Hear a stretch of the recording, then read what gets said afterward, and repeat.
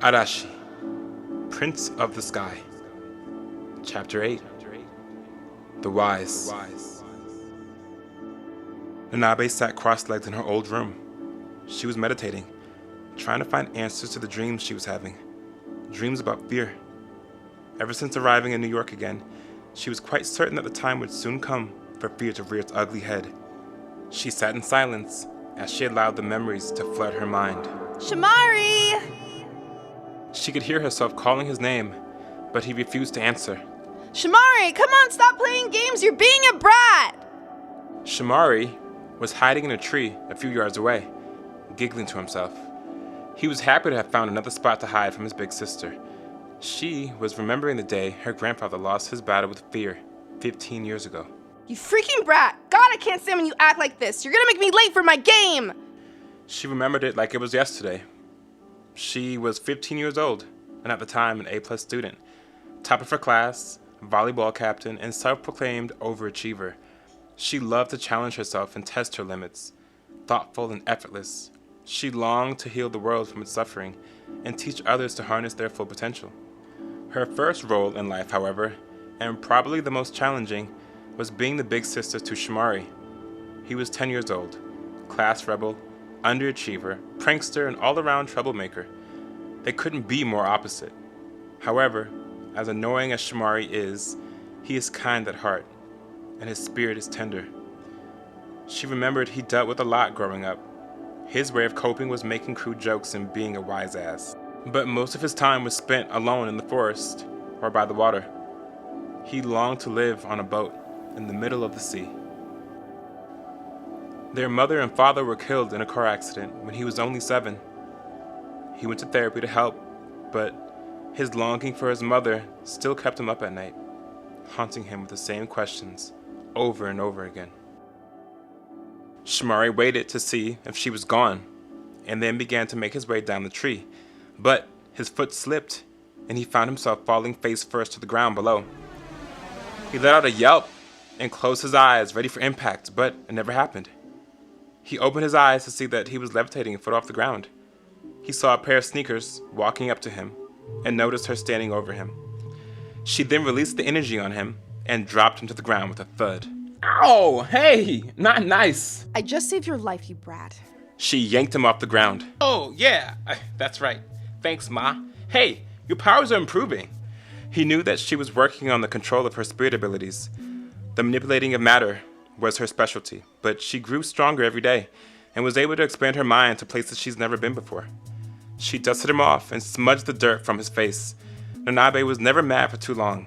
She thought it a useless emotion. Don't call me Ma. And yeah, maybe I am. I'm waiting for you to start to use your silly boy. She said, tickling his ribcage. Stop. Hey, hands off, lady. I'm too grown for that. Yeah, to grow my butt. I'll always be your big sister. Now let's go. You already made me late. She wrapped her arm around his neck and dragged him to the house. Granddad! I got him. Let's go. I'm gonna be late. Granddad? She released Shamari from her grip and walked into the living room. The old man was sitting in his favorite chair, facing the window. He was completely still, which wasn't out of the ordinary. Her granddad would sit in his chair for hours meditating, not moving an inch. Granddad?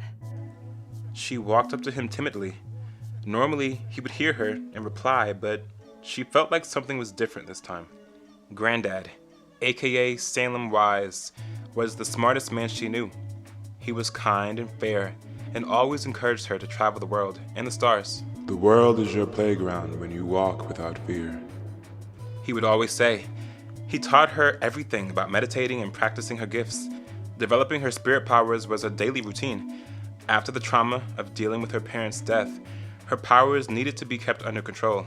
Bad things happened when she loses control. She walked up to him slowly, took a deep breath, and placed her hand on his shoulder. Then, she felt her consciousness instantly leave her body. Like a shooting star, she burst through the cosmos, and her astral form appeared in the clouds. She was floating in the middle of a giant storm. Lightning raced across the sky, and thunder boomed. Her heart was racing.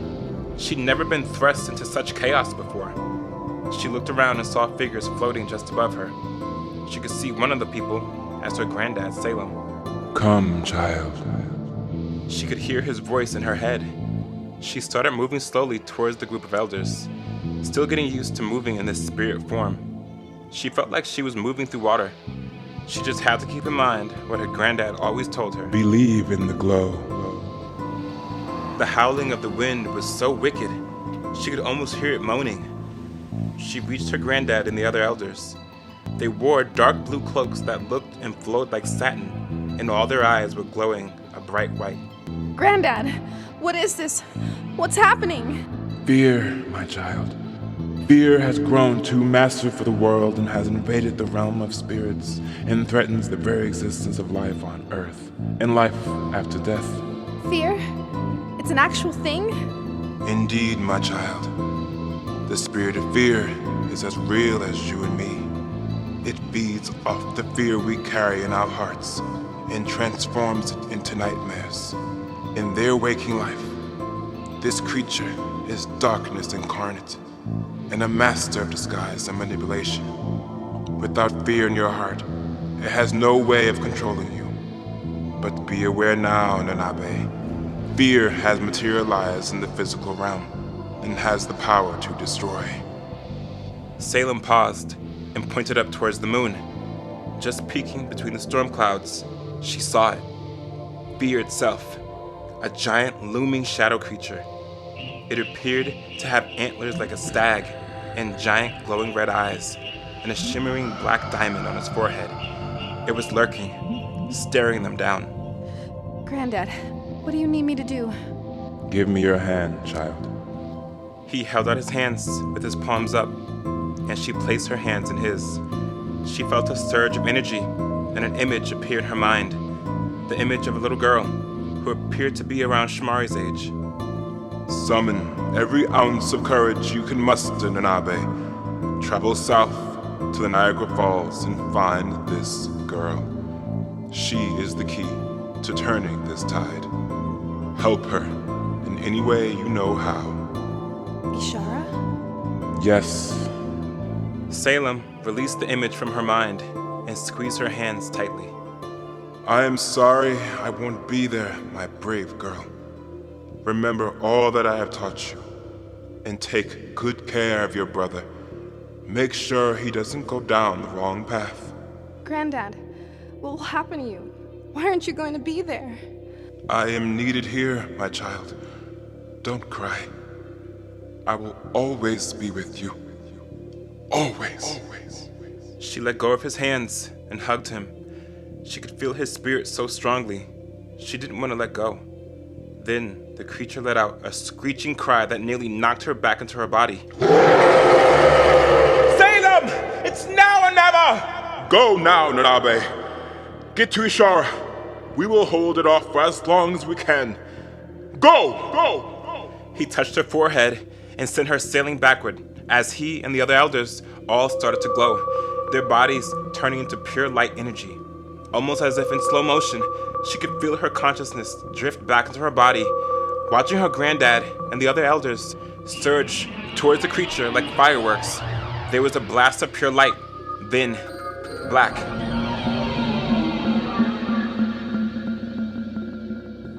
She opened her eyes. She was still gripping her granddad's shoulder. He hadn't moved an inch, and now she knew he never would again. She burst into tears and fell into his lap. Shimari was still standing behind her. He didn't know what was going on.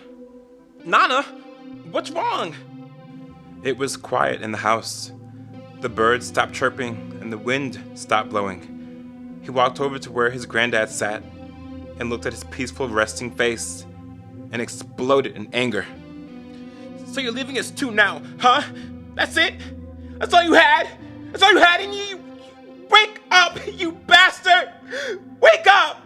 Shimari lost it and started shaking his granddad's shoulders to move him. He was crying hysterically. Shamari! Nanabe grabbed her brother.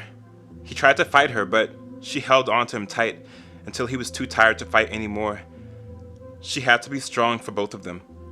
He held her tight and cried into her chest. She pulled him away and wiped his face with her t-shirt. Shamari, listen to me. Granddad, he's in the spirit realm now, and there's nothing more we can do for him except for one thing. So, he isn't dead? Not yet, but he needs our help, and we're gonna help him. How? Shy, I need you to be a big boy for me, okay? There's someone we must find.